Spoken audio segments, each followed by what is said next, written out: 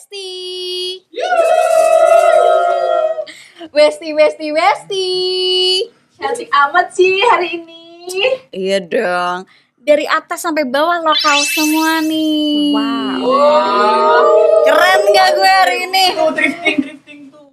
Enak aja nih, lokal banget ini baru cuy. Gue udah pink kayak gini nih, lokal banget. Produk lokal sekarang keren ya bang ya? Siap. Keren ya? Keren dong, harus wajib pakai produk lokal kan kita kan. Wajib. Produk lokal dan buatan Indonesia. Gitu. Brandnya Indonesia, buatan Indonesia. Bukannya kalau lokal tuh pasti buatan Indonesia ya bang ya? Nggak harus juga kan. Brand lokal kan itu seharusnya brandnya Indonesia, buatannya buatan Indonesia. Oh, Yang kita gitu. lagi dorong, kita support arahnya ke sana. Produk lokal dan buatan Ya, brand Indonesia. lokal dan buatan Indonesia. Nah, Besti, di episode Insting yang kedua ini, hari ini gue mau ngobrol sama Bang Rudy Lasut. CEO Jacklot. Lu pada semua tahu Jacklot nggak? Tahu dong, veteran Jacklot nih. Gimana kabarnya Bang Rudy? Alhamdulillah sehat. Alhamdulillah sehat ya Bang ya. Nah, Bang, kalau ngomongin soal Jacklot nih, Jacklot ini tuh ibaratkan sudah menemani dari zaman gue masih muda, ya walaupun sekarang gue belum tua juga sih, tapi maksudnya dari zaman gue masih belasan tahun sampai sekarang nih Bang nih. Udah kurang lebih 15 tahun ya Bang ya? 15 tahun kita 15 dari tahun 2009. ya? 2009. Iya. Gimana nih Bang kabarnya Jacklot? Alhamdulillah. Jacklot itu kan sudah 15 tahun ya. Ya. Jadi 2009. Pertama kali itu adanya di bulan Juni atau Juli gitu ya. Kita di 2009. Perjalanan kita udah cukup panjang lah. Bisa ketemu Jacklot di after pandemi ini ya. Gitu. Itu perjalanan yang sangat panjang. Dan kita berharap juga Jacklot bisa kita ketemu lagi ya. 10 tahun lagi, 15 tahun lagi gitu ya. Amin. Nah, pandemi kemarin tuh jadi salah satu challenge banget gak sih Bang buat Jacklot? Sebenarnya banyak hal positif juga dari teman-teman di industri kita kan di Fashion Street.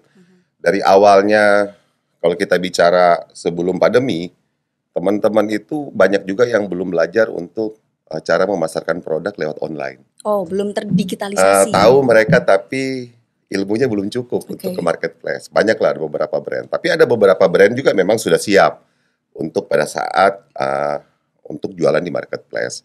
Nah, pada saat pandemi, di mana kita nggak bisa keluar kemana-mana, di rumah saja, transaksi itu kan banyak terjadi di marketplace-nya.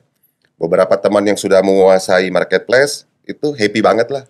Itu mereka udah tahu cara promonya, penyajiannya, jualan di online seperti apa, pada happy. Tapi ada beberapa teman juga yang kurang siap. Nah, tapi pandemi itulah yang mengajarkan teman-teman yang belum siap itu untuk menjadi siap.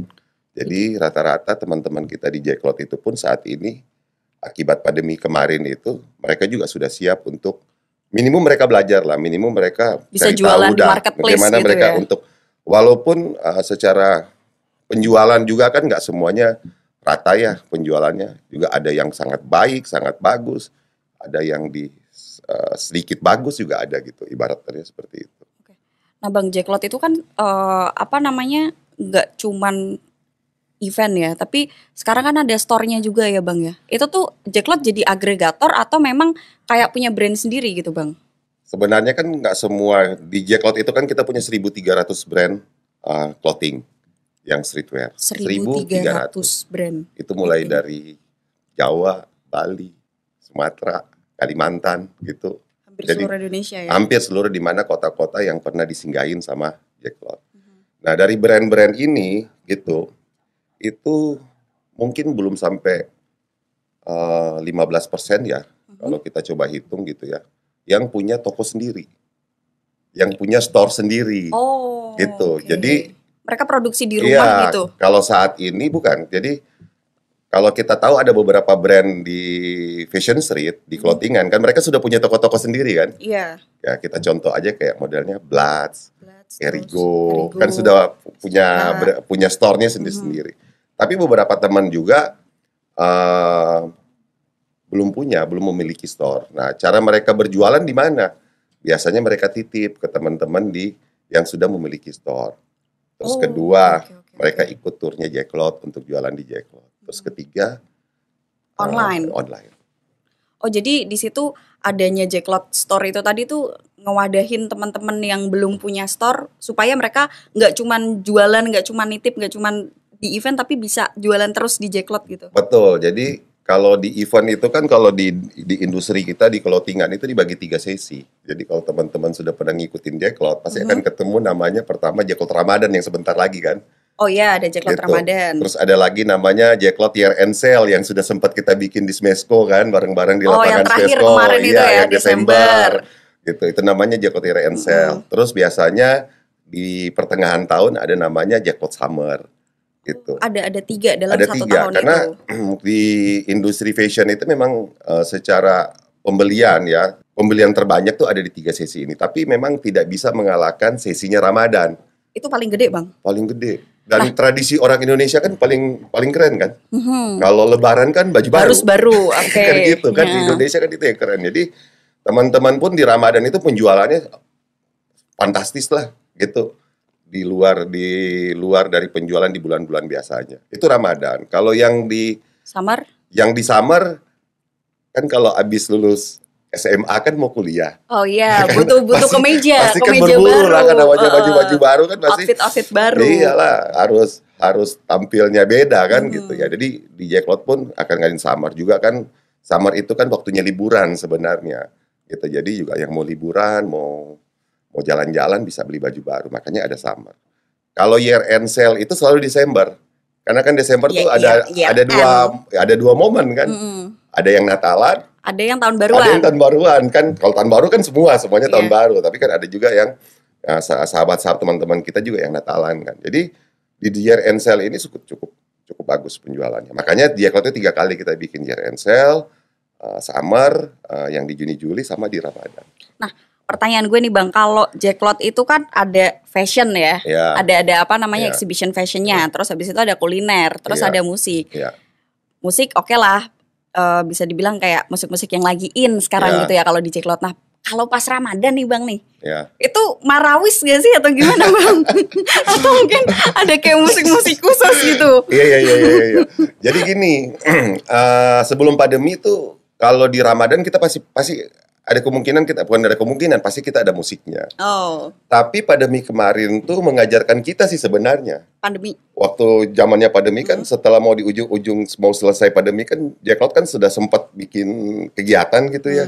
Dan kita coba bikin di GCC dan di beberapa kota dan di beberapa venue kan kita coba ngadain ya waktu itu. Dan ternyata tanpa musik pun penjualannya juga sangat baik. Gitu. Jadi Jadi tetap pemain utamanya itu si exhibition fashionnya itu tadi ya? betul. Jadi kan Jacklot kan bener kan ruhnya kan tuh bener-bener clothingan kan. Bener-bener orang datang ke sana itu bener-bener untuk Belanja. berbelanja gitu dan nggak ada musik pun di bulan Ramadan itu pun pengunjungnya dan pembelinya juga sangat luar biasa dan teman-teman di brand juga paham lah maksudnya memang kalau Ramadan itu orang datang untuk belanja. Iya sih bang, gue juga jadi inget dulu zaman gue usia 17-18 tahun tuh, 2016. Oh. Jadi walaupun namanya Jacklot, tapi kan ternyata bukan cuman di Jakarta doang gitu kan. Iya, Tapi waktu itu gue datang di Semarang karena gue dari Semarang kebetulan. Waktu itu gue belanja. Wonderia ya? Ya di Wonderia, benar di Wonderia. Oke. Mereka rooming bang, nggak tahu Oh, mereka gitu ya. Wonderia bang. Wonderia, Anak-anak iya, Jakarta iya, ini. iya. Nah, waktu itu gue datang ke Jacklot itu udah nabung nih. Tapi bukan gue yang nabung, ada orang yang Ada ya, nabung. ada, Ada waktu itu ada yang nabung. Nonton nggak? Nah ini nih bang nih, itu sebenarnya gue kalau inget-inget Jacklot tuh ada seneng ada sedihnya juga. Ah, Jadi gue sempat punya someone gitu kan, Oh, iya. yang udah nabung gitu, yang udah nabung Iya. waktu itu buat ngebelanjain, buat ngejajanin, bayar tiket juga dong pasti masuk kan ke Jacklot. Dan waktu itu nonton Payung Teduh. Payung Teduh gede juga kan di Jacklot. Nonton Payung Teduh.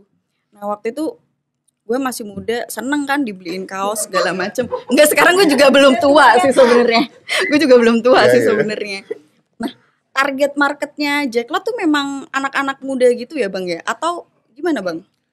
Jadi sebenarnya Jacklot itu kan fans kita itu mulai dari SMP. Jadi teman-teman yang usianya 15 15 tahun itu hmm. memang sudah datang ke Jacklot. Terus SMA juga kan, teman-teman SMA apalagi. Dan mahasiswa dan pekerja-pekerja muda lah usianya mungkin masih di sekitar 30 sampai 32 tahun. Itu segmennya kita masih ada. Tapi di Jacklot sendiri karena usianya sudah 15 tahun, sudah ketemu nih bapak-bapak muda bawa anaknya SMP. Oh, jadi bapak-bapaknya itu nganterin gitu ya. Jadi kalau misalkan gue nih Bang mau ke Jacklot ngajakin senior-senior sesepuh di sini yang rambutnya putih tadi Bang, 40 tahun plus.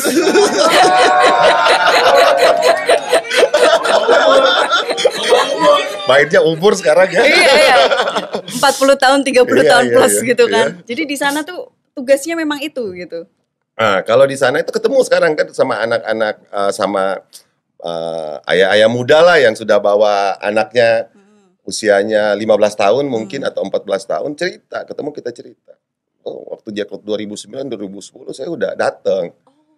Jadi kita tuh sudah reuni gitu ya. Kita sudah masuk 2 generasi sekarang. Jadi Jacklot itu selesai pandemi ini kita ketemu udah 2 generasi yang dulu ayahnya atau ibunya sudah pernah datang ke Jacklot, sekarang anaknya juga tiba di Jacklot. Target marketnya makin luas lagi dong, berarti bukan cuma untuk anak-anak remaja gitu, tapi mungkin orang-orang yang mau nostalgia gitu udah jadi bapak-bapak muda bisa datang ke Jacklot buat bernostalgia gitu. Jadi kalau di Jacklot tuh lucu juga kalau kita coba baca di IG di Instagram ya, kalau pada saat kita lagi promo apa segala macam, itu banyak yang mungkin yang usia-usia yang udah dewasa ya, mungkin udah di atas gitu 40 atau berapa. Enggak, gue belum 40. Tapi gue sudah dewasa. yang komen gitu kan, yang cerita gitu. Oh, gue mah dulu yang di parkir timur tuh, yang di sebelah ini, yang bandnya ini gitu kan. Ya kita hafal itu berarti 2010. Oh, ini berarti 2012 kayak gitu. Kelihatan angkatannya. Kelihatan lah gitu kan. Jadi udah ketahuan kalau dia bilang bandnya ini, udah ketahuan lah dia udah angkatannya ini gitu Mas. Bang, sebenarnya kita tuh udah pernah ketemu Bang waktu itu, yang di Smesco and Year Sale itu di bulan Desember 2023 kemarin. Cuman lagi beda tugas. Waktu itu Bang Rudi ngobrolnya sama Pak Menteri, gue yang nyatet tuh Bang. Bikin beritanya. Gue yang nyatet tuh Bang. Bikin beritanya tuh Bang. Nah, salah satu beritanya yang happening tuh waktu itu, nah ini nih, Menkop UKM tunjuk Smesco jadi markas besar produk lokal. Jacklot di challenge dong sama Pak Teten. Gimana nih Bang di challenge sama Pak Teten? Keren banget. Tuh bisa-bisa ya Pak Menteri kita itu langsung berpikir bahwa Smesco itu langsung jadi markas besar brand lokal. Dan ini sebenarnya mimpi dari teman-teman yang sudah bergerak untuk ada satu tempat, ada satu wadah di mana bisa mempermudah industri brand lokal itu untuk bisa naik kelas gitu. Nah, nggak tahu juga tiba-tiba Pak Menteri tuh ngomong, ini markas besar gitu. Jadi mabes aja gitu kan. Karena kalau kita tahu, teman-teman tahu ya bahwa area clothing atau kawasan untuk berburu baju distro selain di event Jacklot dan sejenisnya, kan ada satu tempat namanya Tebet. Oh iya, di sana banyak banget distro tuh. Dulu. Sekarang udah pada pudar. Sekarang kurang lebih cuma 2-3 brand aja yang bertahan di sana dari belasan puluhan brand yang dulu pernah ada di sana. Dulu itu kalau di Bandung kan ada namanya Trunojoyo tuh. Iya, Trunojoyo. Sekarang masih ada sih sebetulnya. Itu keren. Sampai sekarang masih ada. Dan Jakarta malahan dulunya kita membanggakan Tebet gitu yang tempat untuk belanja industri lokal, malahan sudah mulai pudar gitu karena teman-teman sudah banyak bergeser dari Tebet itu karena ya isunya salah satu tuh karena tempatnya sudah ramai, hype, akhirnya sewa tempat, sewa ruko, sewa toko di sana jadi tinggi banget, jadi udah nggak kegapai lagi sama teman-teman. Nah pada saat Pak Menteri bilang itu Smesco dijadiin markas besar brand lokal, bergeraklah Jacklot dan the gang kita kan, gitu kan, dan teman-teman gitu kan, bisa gak kalau Smesco itu salah satu bagiannya di Smesco itu jadi New Tebet. Oh, untuk clothingan gitu, teman-teman dari itu. Nah ini yang kita lagi coba diskusi gitu, coba bicara sama teman-teman biar selain B2B-nya teman-teman yang program markas besar brand lokal di Smesco itu jalan, ada B2C-nya juga yang di mana bisa memenuhi lah ya teman-teman sekitaran Tebet yang dulunya di Jakarta itu kalau anak Pasar Minggu, Mampang gitu, Manggarai gitu, kalau mau belanja kan ke situ semua tuh kan. Tebet semua. Iya bisa, itu kan dekat kan kalau kita bicara Tebet sama Smesco yang ada di Pancoran kan range-nya kan cuma 4-5 kilo lah, kurang nggak sampai juga ya 3-4 kilo udah Ya, sampai naik ojek 10.000 lah ya. kurang lebih gitu. Jadi menurut saya tuh kalau ada kesempatan untuk merealisasikan bahwa salah satu supportnya itu kita untuk bisa satu tempat fashion brand lokal di Smesco, wah itu sangat happy buat teman-teman brand lah. Berarti bukan cuman B2C yang bisa langsung Iya, kayak kita beli belanja di situ, betul. tapi bisa buat tempat maklun juga ya Bang ya. Buat Bisa buat, teman-teman ya. yang mau kayak mulai buat usaha gitu bisa datang ke Smesco gitu. Ya. Tujuannya ke situ. Jadi saat ini kan kita lagi sama bareng. Jadi Jacklot itu lagi berbareng-barengan sama Smesco karena kita punya kerjasama yang sudah ditandatangani tahun kemarin. Itu kita coba untuk membangun satu ekosistem sebenarnya di Smesco-nya, di mana teman-teman untuk mau belajar, misalnya mau pingin belajar bisnis di clothingan, itu bisa datang ke Smesco gitu. Di situ sudah ada fabriknya, bahannya, yang nanti akan kita coba display karena kita ada kerjasama sama beberapa pabrikan gitu, bahan itu untuk ngedisplay bahan-bahan untuk jadi bahan bakunya clothingan atau fashion streetwear-nya kita gitu. Terus kedua di situ juga bisa produksi bersama gitu.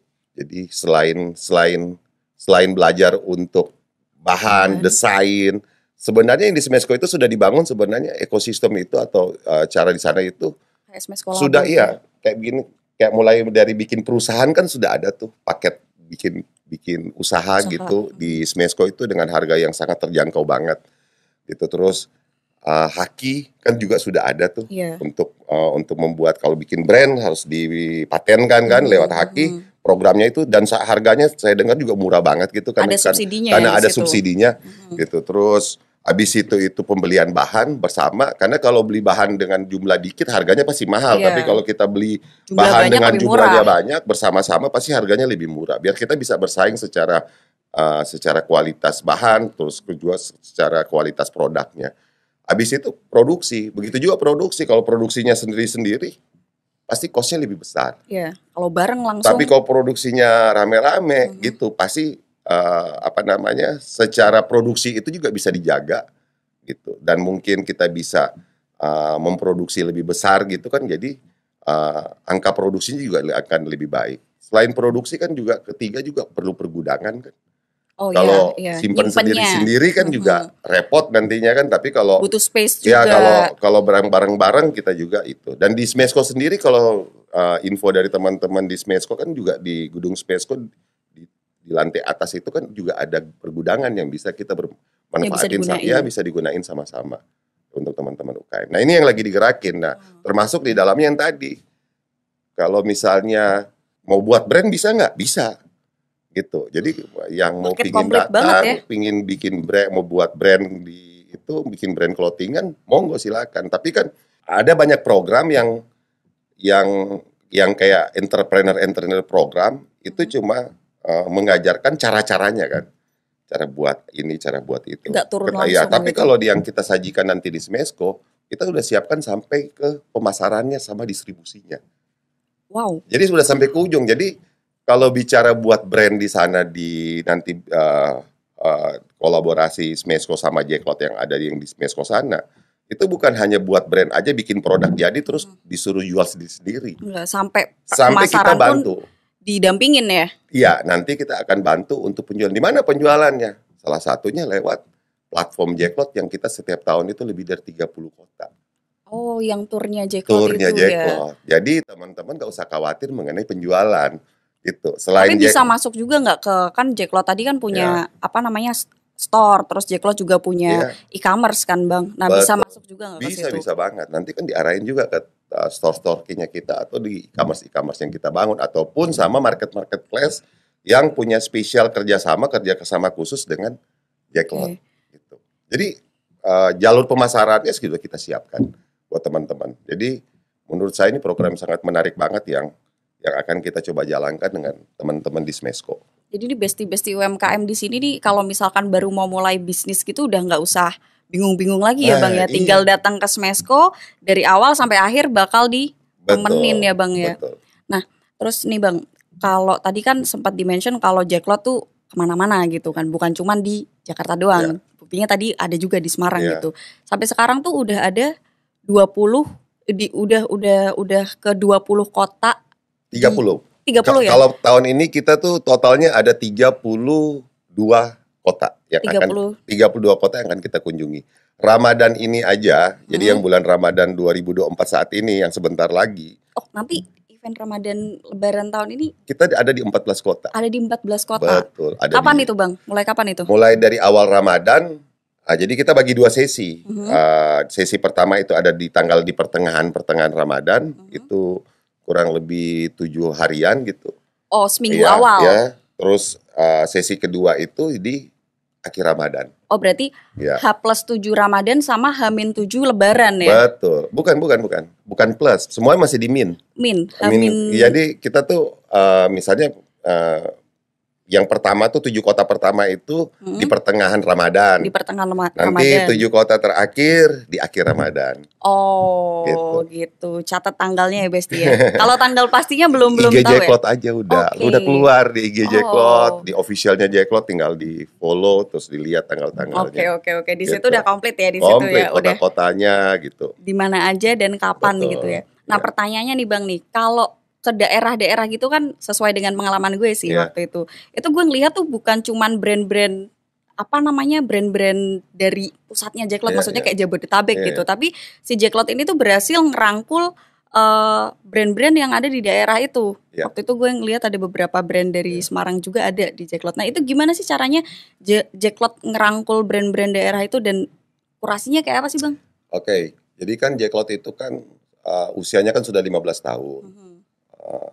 Masuk 2010 pun kita sudah mulai tour sebenarnya, tour di Baru beberapa 1 tahun kota. udah Jadi 2009 itu kita sekali kita bikin, 2010 itu kita sudah mulai tour di beberapa kota. Dengan turnya kita ini mulai dari Pulau Jawa gitu, kita masuk ke Jawa Tengah lah ya, kalau Jakarta, terus Jabodetabek, terus kita masuk Jawa Tengah. Kita sempat juga di awal-awal Jacklot juga kita pernah masuk ke Bandung juga. Terus kita ke Semarang, ke Solo gitu, terus kita ke Surabaya, ke Malang, keluar gitu ya. Terus keluar kota ke Sumatera sama ke Kalimantan dan ke Sulawesi, tapi hanya sampai di Makassar waktu itu. Nah, pergerakan kita itu ke kota-kota itu biasanya di awal-awal pergerakan kita itu 100% itu rata-rata tuh terutama di luar Pulau Jawa ya, 100% itu adalah semuanya brand Jawa yang kita bawa. Brand dari Pulau Jawa, entah itu dari Jakarta, dari Bandung, dari Solo, dari Semarang gitu. Itu yang kita bawa. Tapi kalau udah di luar kota, ini di awal-awal perjalanan kita di luar Pulau Jawa, itu yang full ya. Gitu. Tapi kalau yang di Pulau Jawa kita sudah mulai mix. Gitu, misalnya yang Jabodetabek Bandung kita bawa misalnya ke Surabaya gitu. Itu antara 60 sampai 70 brand itu adalah brand Jakarta, Bandung. Nanti sisanya itu adalah brand lokal. Kita mix sama brand lokal. Nah, tapi yang terjadi sekarang ini kalau misalnya kayak di Lampung yang dulunya 100% diisi sama brand-brand Pulau Jawa, sekarang ini kita sudah mix malahan gitu. Karena sudah sering kita kunjungin Lampung, sudah berkali-kali kita datang ke Lampung, ternyata tumbuh juga kan brand-brand benar-benar lokal hero-nya daerah gitu. Nah, itu jadi kayak di Kalimantan sama, terus di Pulau Jawa juga mirip-mirip. Jadi dengan pergerakan Jacklot 15 tahun ini ternyata juga menghasilkan cerita baik gitu. Bukan hanya teman-teman brand itu di komunitas clothing kita itu bisa jualan, bukan hanya itu aja, tapi ternyata bisa tumbuh brand-brand baru dari pergerakan kita yang sering rutin kita masuk satu kota, sering masuk Solo, nol juga brand-brand clothing baru dari Solo, sering masuk Surabaya sama, Malang juga sama seperti itu. Jadi industrinya ini jadi lebih menarik. Kenapa lebih menarik? Ya karena masyarakat kita ya makin kemari ini, masyarakat anak-anak muda kita ini sekarang gini nih, itu mencintai brand lokal itu sangat luar biasa. Sudah sangat. Apa gitu. iya, Bang? Kalau kita lihat dari kota-kota yang dikunjungi Jacklot. Karena kenapa? Kalau kita perhatiin teman-teman yang datang ke Jacklot, gitu. Kalau mereka mau beli sesuatu dan mereka nggak kenal brandnya, pasti yang dibuka IG-nya. Oh iya, cari dulu. Kayak apa dulu nih. Gitu. Jadi kota-kota justru yang sudah sering dikunjungi sama Jacklot, penjualan brand lokalnya bagus. Tapi di Indonesia Timur yang Jacklot itu nggak sanggup sampai ke sana karena isu logistik ya, karena kan terlalu jauh, bisa sampai ke Papua, sampai ke Ambon, sampai ke Manado misalnya ke sana. Anak-anak muda sana itu brandnya masih kiblatnya itu masih ke brand luar. Gitu. Lebih sukanya brand luar. Iya. Kalau di daerah timur. Betul. Kenapa? Karena kalau jujur aja kan, kalau teman-teman dari Indonesia Timur kayak dari Manado, dari Ambon, Papua, sebelum mereka tiba Jakarta, mereka akan tiba di mana? Di Bali. Oke. Di Bali itu kan begitu banyak ya brand luar yang bertebaran di sana. Jadi ke mereka itu mungkin lebih sering ngelihat brand luar seperti itu daripada ngelihat brand lokal. Tapi kalau yang di Pulau Jawa sudah banyak sekali kan distro-distro, udah banyak sekali ya. Jadi teman-teman di Pulau Jawa dan beberapa pulau dan beberapa kota di luar Pulau Jawa itu seperti di Kalimantan sendiri. Itu kesukaan akan brand lokal itu sangat baik. Kalau kita diskusi sama teman-teman nanya-nanya penjualan online gitu di brand lokal, itu Kalimantan itu salah satu, ada beberapa kota di Kalimantan itu yang penjualan fashion lokal itu sangat baik. Nah Bang, gue sepakat sih sebenarnya kalau misalkan anak-anak sekarang tuh lebih suka brand-brand lokal. Tapi nih Bang nih, ada fenomena lain nih yang gue temuin. Ada impor baju bekas dinilai rusak kreativitas produk fashion lokal. Thrifting Bang, isu thrifting yang kemarin itu menurut lo gimana? Gue sepakat nih. Di satu sisi gue sepakat karena gue sekarang makin bangga nih kalau misalkan ini lokal nih tapi keren gitu. Tapi di satu sisi tapi ternyata thrifting tuh juga ternyata lumayan juga nilainya, gede gitu. Menurut Bang Rudi sendiri gimana nih Bang? Industri thrift ini kan kemarin kan memang rame banget ya. Kalau nggak salah di 2020 gitu, dan jadi isu yang sebenarnya sangat nggak enak di industri fashion lokalnya kita. Sangat ngerugiin ya Bang? Sangat ngerugiin karena saya juga nggak habis pikir ya, tapi setelah coba cari telusuri memang kebanyakan industri yang thrift ini kebanyakan memang bisa jual dengan harga murah banget itu karena limbah.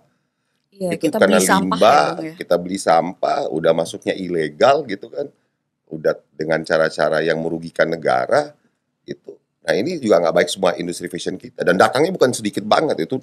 Menurut saya itu kan datangnya itu banyak banget. Pernah ke Senen juga kan, pernah survei juga kan ke salah satu pusat thrift lah, ibaratnya pasar baru lah, sama Senen pasar baru lantai berapa gitu ya. Itu ketemu juga kan harga thrift, harga kaos yang harganya 5.000 satu pieces. 5.000 satu buah kaos. Masih layak pakai. Robek enggak.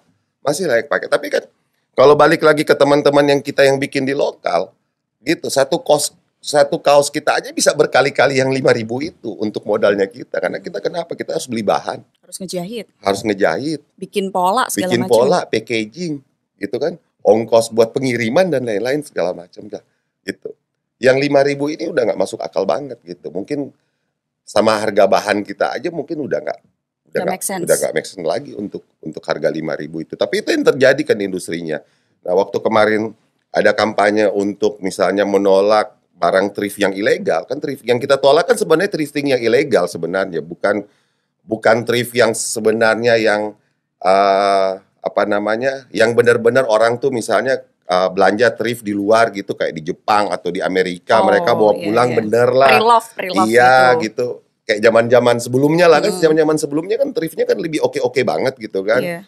Tapi kalau sekarang ini kan justru yang dibanjirin sekarang ya thrift sampah.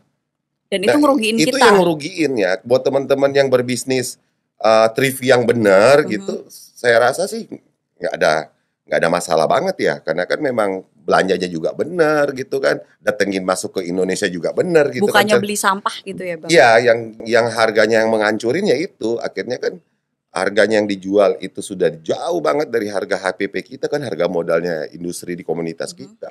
Kita nggak bisa lawan lagi. Tapi waktu 2020 kampanye itu kita jalanin, dan waktu itu kalau saya masih ingat tuh 2-3 bulan menjelang bulan Ramadan gitu. Dikampanyekan bersama-sama Kementerian Koperasi, Jacklot juga naikin kan gitu kan. 2020 ya kalau saya nggak salah ya waktu itu ya.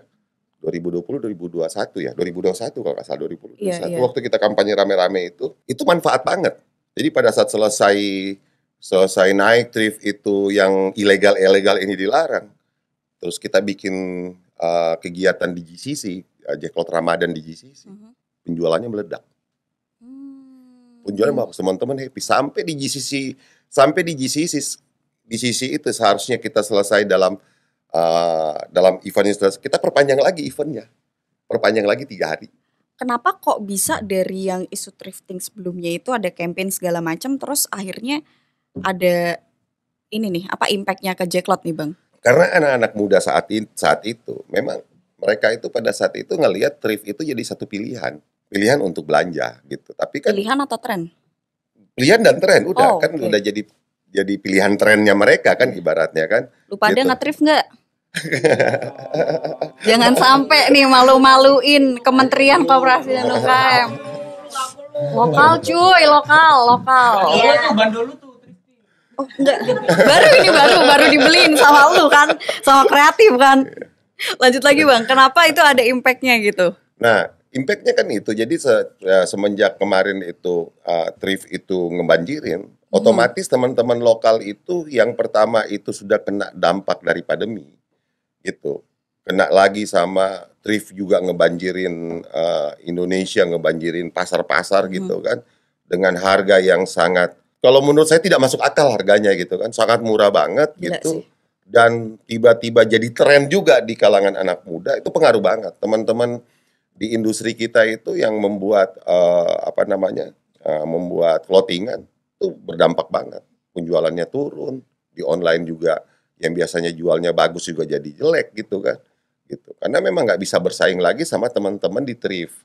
Gitu. Gimana pun nggak akan bisa bersaing sih kalau Terutama ya tadi 5.000. berulang-ulang, thrift yang ilegal yang tadi itu, yang masuknya ilegal gitu, terus itu yang mereka itu udah berbentuk sampah kan sebenarnya yang dikelola saat ini. Yang belinya itu. bal-balan Iya, gitu yang ya. belinya bal-balan. Nah, itu yang jadi problem, yang jadi masalah sama industri kita di clothingan. Nah, Bang, ini kan tadi ada masalah thrifting yang berdampak banget nih buat teman-teman khususnya di industri fashion gitu. Nah, selain itu juga kan sekarang gue ngelihat juga produk-produk luar negeri nih Bang nih, produk-produk luar negeri, brand-brand luar negeri. Gue ngelihat kok pada banting harga, mereka itu sebenarnya udah takut sama kualitas produk lokal kita atau itu jadi salah satu strategi marketing mereka. Menurut lo gimana Bang kalau masalah itu? Wah, itu rumit itu. Tapi nggak tahu juga ya fenomena ini ya. Brand-brand luar yang banting harga itu benar-benar brand ori atau bukan? Gue ngeliat si ori Bang, gue dulu kayak beli jeans itu harus ngeluarin duit let's say 1 juta. Sekarang mereka banting harga 500.000 dijual gitu Bang. Tapi mungkin fenomenanya seperti ini ya kalau kita bicara benar, maksudnya kalau dari pandangan saya ya. Sebenarnya kan pada saat pandemi yang lalu itu semua brand lah ya kan, itu kan kehilangan akses pemasaran kecuali online. Oke. Iya kan? Iya betul. Begitu banyak brand itu bukan brand lokal aja sebenarnya. Brand luar termasuk brand luar. Itu yang terjadi yang namanya dead stock. Jadi ada produk, ada stok, tapi stoknya nggak jalan akibat pandemi kemarin. Oke ya, udah kelamaan pandeminya kan 2 tahun. Jadi boleh dibilang dead stocknya mereka itu kurang lebih 2 tahunan produknya udah nggak jalan. Masuk tahun ketiga gitu setelah selesai pandemi, belum tentu kan artikel atau model yang dibikin di sebelum yang jadi dead stock di pandemi itu masih oke, masih nyambung lah sama model yang sekarang gitu kan. Belum tentu juga kan. Ya akhirnya teman-teman mungkin di brand-brand gede atau di brand itu juga terjadi di brand lokal kita juga. Akhirnya di beberapa brand lokal kita itu memang benar-benar jual harga itu sampai harga modal. Gudang gitu ya. Ya, karena terjadi dead stock. Itu mungkin juga terjadi sama teman-teman terjadi juga sama brand-brand yang ada di luar. Makanya mungkin tahun ini karena kalau fashion kan ada usianya. Kayak sepatu kan bukan, sepatu itu kalau kita beli sepatu misalnya atau beli beli baju atau apa semuanya ada usianya. Usia pakai maksudnya. Usia pakai. Karena kan ada usia kalau usianya itu sudah tercapai secara kualitas bahannya dia itu kan memang sudah mulai berkurang. Iya, turun. Nah, kebayang nggak kalau stok itu sudah ngendap lebih dari 3 tahun, 4 tahun. Berarti kan secara kualitas turun. Teman-teman produsen juga harus mikirin gimana cara ini harus cepat keluar biar mereka bisa produksi lagi barang baru. Kalau enggak ya barang ini benar-benar jadi sampah nantinya. Gitu. Oh, makanya itu jadi mungkin salah satu strategi mereka buat ngurangin stok. Stok, betul. Yang dead stock yang itu tadi ya. Nah, Bang, kalau ngomongin balik lagi nih ke Jacklot nih. Kita mau ngomongin Jacklot lagi. Kalau dulu kan gue ngeliat tuh Jacklot ya udah event jualan baju gitu, exhibition fashion gitu. Tapi ternyata kalau sekarang gue melihat Jacklot tuh dari pandangan lain gitu. Jacklot adalah sebuah ekosistem yang mana mewadahi produk-produk lokal teman-teman UMKM ini untuk bisa ada di dalam suatu ekosistem itu, gitu kan Bang. Nah, kemarin itu gue agak terkesima lah di acara Smesco yang kemarin itu. Ada satu stand gitu Indonesian local brand ya, Indonesian local brand gitu. Nah di situ tuh kayaknya ada kayak dari Remencin segala macam. Nah itu bisa lo ceritain nggak Bang? Itu tuh sebenarnya apa sih, nilai baik apa yang mau dibawa sama Jacklot? Jadi gini nih, Jacklot ini kan sudah 15 tahun. Mungkin juga salah satu event juga di Indonesia yang bertahan juga cukup lama kan. Karena kita tahu juga ada beberapa event yang juga nongol juga nggak kelihatan lagi. Nah 15 tahun ini Jacklot nih kepinginnya dari teman-teman kita di Jacklot gitu. Kepinginnya Jacklotnya umur panjang juga kan. Bisa ketemu lagi sama Jacklot 15 tahun berikutnya lagi. Kepinginnya gitu kan. Tapi kan ruhnya Jacklot itu sebenarnya intinya dari Jacklot itu adalah komunitas di clothingan. Nah, saat ini teman-teman di clothingan ini terjadi pelemahan lah karena after pandemi ini gitu. Mereka tuh ada lemah lah, terjadi pelemahan, penjualannya berkurang, permodalannya juga kurang kuat, kurang baik gitu. Nah, salah satu untuk membuat Jacklot itu umur panjang, Jacklot itu harus menghasilkan juga cerita-cerita baik gitu. Kenapa? Makanya kan ada pertanyaan, kenapa sih Jacklot itu bisa 15 tahun? Gitu. Dari 2009 sampai kok bisa bertahan 2024. Gitu selama Karena itu? Jacklot itu ternyata selama 15 tahun itu kita banyak menghasilkan cerita-cerita baik. Gitu, kalau kita tanya beberapa brand gitu, mereka mengakui bahwa mereka tuh besar di Jacklot, gitu. Nah, iya tuh ada beberapa brand kayak misalkan bisa dibilang Erigo, terus habis itu ada apa lagi ya? Ada Shining Bright, terus ada apa lagi nih? Veteran Jacklot pada tahu nggak nih? Cross, iya benar. Ada nah, Bloods dan itu kan itu kan gede di Jacklot gitu. Itu gimana? Apa peran Jacklot di situ?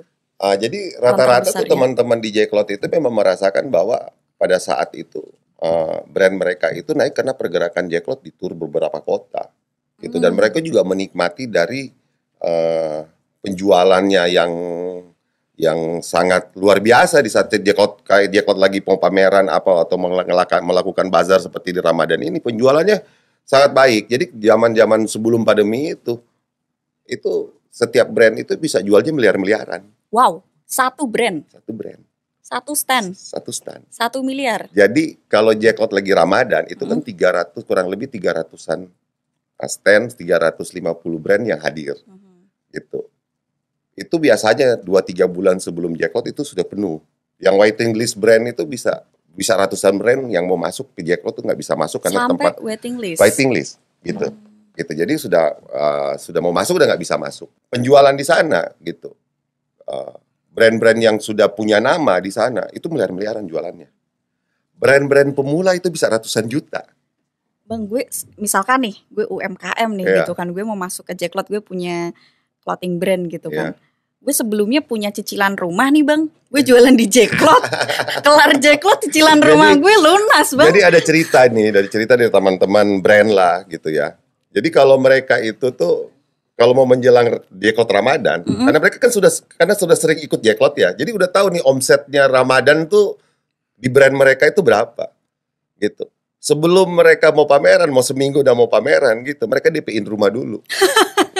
Ini cerita memang benar. Terjadi. Iya, DP itu dulu. Nanti harga rumah berapa nih? 1,5 miliar DP dulu lah cepet gitu kan. Misalnya kayak gitu kan. Berangkat DP dulu. Ntar pokoknya pulang Jacklot seminggu lagi lunas. Dan itu benar kejadian.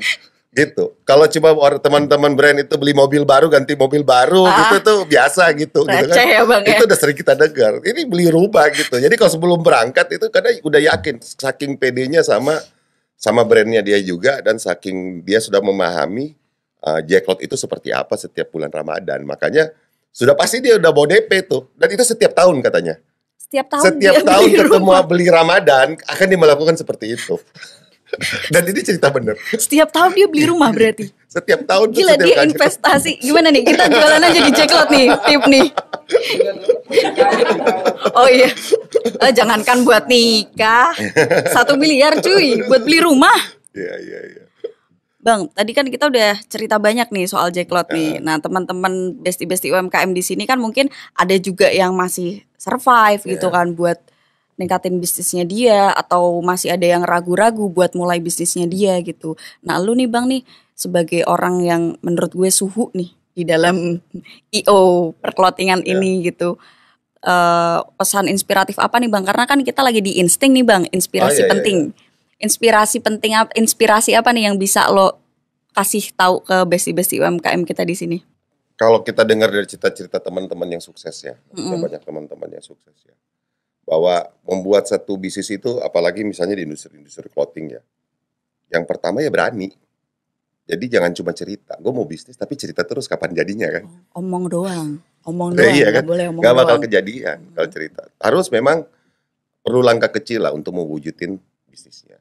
Terus kedua, perlu edukasi lah ya, perlu knowledge yang banyak gitu, terutama dengar dari teman-teman yang sukses perjalanannya. Karena bisnis itu bicarakan bahwa sudah ada yang melakukan dan sudah ada yang sukses gitu. Jadi belajar dari mereka yang sukses gitu. Apa yang mereka lakukan ya kita tinggal ngikutin aja. Kalaupun kita punya ide yang lain itu akan jadi bunga-bunga di bisnisnya. Tapi realnya kan sudah ada yang dari pemain-pemain bisnis. Makanya di Jacklot itu ada namanya clothing trainer programnya kita. Oh, ada clothing trainer. Iya, itu untuk menciptakan entrepreneur baru di bidang fashion. Kita sudah jalan. Jadi sebelum pandemi kita sudah school to school, udah kampus to kampus. Gue baru tahu kalau gini. Kurang lebih sekitar 3 tahunan kita sudah jalan. 3 tahun 2021 kurang lebih ya. Kita sudah jalan. Kepingin juga nanti tahun ini pingin jalan bareng-bareng sama Smesco. Oh, yang gitu. Tadi itu ya, iya, yang jadi mabes tadi ya. Jadi kalau teman-teman mau pingin berbisnis di industri clothing, masih ragu-ragu tapi pingin jadi entrepreneur, boleh nanti pada saat programnya running nanti kita umumin gitu untuk kita kasih tahu. Ya, Bang, ya. Jadi yang terpenting buat teman-teman yang untuk mulai berbisnis itu ya harus berani lah. Harus berani untuk ngelangkah aja gitu kan. Terus kedua, harus belajar sama teman-teman gitu. Terus ketiga itu ngelihat juga kan dari artikel-artikel fashion yang kekinian yang laku. Kan banyak diskusi juga teman-teman. Gimana sih kalau mau bikin artikel yang laku gitu ya? Sebenarnya kan simple banget ya. Kalau sekarang kalau pingin tahu, tinggal buka aja artikel, tinggal kita buka Google. Si marketplace A dan B, bukannya marketplace, terus klik yang pembelian terbanyak. Oh, kan ketahuan yang paling laku. Yang paling diminati itu apa ya? Ketahuan. Jadi kita bikin itu. Kita punya brand jagoan nih, brand jagoannya A, gitu. Ingin nih bikin kayak dia nih, tapi yang paling laku apa kan? Tinggal masuk aja ke marketplace, masuk ke brand A itu, tinggal klik yang paling laku. Udah pasti itu yang paling laku. Kan di sistem kan nggak bisa bohong. Udah pasti terkerekod. Nah, berarti amati, tiru, modifikasi ATM, di sini kan? ATM berlaku banget ya Bang ya. Tapi jangan ATM banget juga kan, gitu kan. Maksudnya modifikasinya lebih perlu banyak kreativitas lah. juga gitu. Kalau ATMK berarti. Iya, ATMK. Amati, tiru, modifikasi. Kreatif. Jangan lupa kreatifnya gitu. Itu ya Besti ya, ATMK. Iya, dan tadi rumusnya 2B ya Bang. Apa tuh? Berani dan belajar. Betul. Nah Besti, gimana obrolan gue sama Bang Rudi hari ini? Seru banget kan? Dan pasti aduh ya Allah, menginspirasi kan? Nah Bang, thank you banget ya Bang. Siap. Ya hari ini udah mau ngobrol sama gue untuk ngasih inspirasi ke besti-besti UMKM kita di sini yang baru mau mulai bisnisnya maupun mereka yang lagi survive nih sama bisnis mereka. Nah Besti, jangan lupa buat terus nonton Insting, inspirasi penting di channel YouTube kita di Kementerian Koperasi dan UKM atau Kemenkop UKM, dan jangan lupa like, komen, dan apa? Subscribe. Bye Besti.